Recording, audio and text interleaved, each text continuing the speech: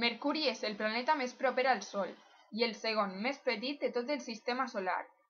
Està compost de roca, com Venus, la Terra i Mart. Més endavant veurem que no tots els planetes estan compostos de roca. Mercuri està molt proper al Sol, així que les persones no podem viatjar fins a ell, perquè ens cremaríem.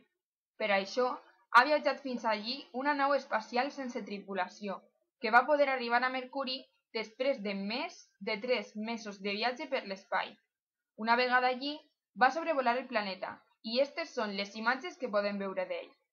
S'assembla a un camp de batalla socarrat pel Sol, perquè mostra un paisatge amb cràters, molt paregut al de la Lluna.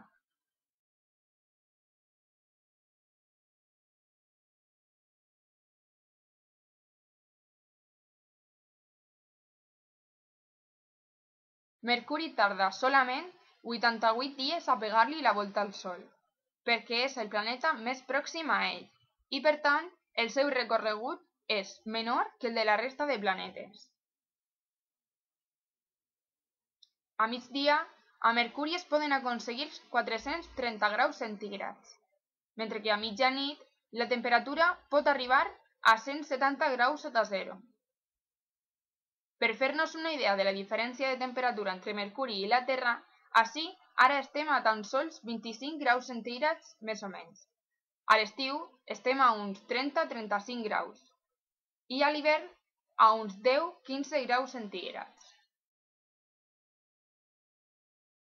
Per tant, sabem que els éssers humans no aguantaríem les temperatures tan elevades de Mercuri pel dia i tan fredes a la nit. Per això, com hem dit al principi, nosaltres que vivim a la Terra no podríem anar a Mercuri mai, i menys viure allí. Però si poguérem viatjar, a més de la diferència de temperatura, també notaríem una diferència en el nostre pes, perquè una xiqueta que a la Terra pesa 25 quilograms, a Mercuri pesaria 9,5 quilograms, i un xiquet que a la Terra pesa 30 quilograms, a Mercuri pesaria 11,3. Des de la Terra, Mercuri es pot veure al cel, proper a l'horitzó. Els millors moments per veure'l són justament abans de l'eixida del Sol o quan aquest acaba d'amagar-se. Però hem de tenir en compte que és molt difícil de veure, perquè és molt petit. A més, en algunes ocasions, quan Mercuri està alineat entre la Terra i el Sol, també podem veure'l passar per davant d'ell. Voleu saber noves coses sobre la resta de planetes?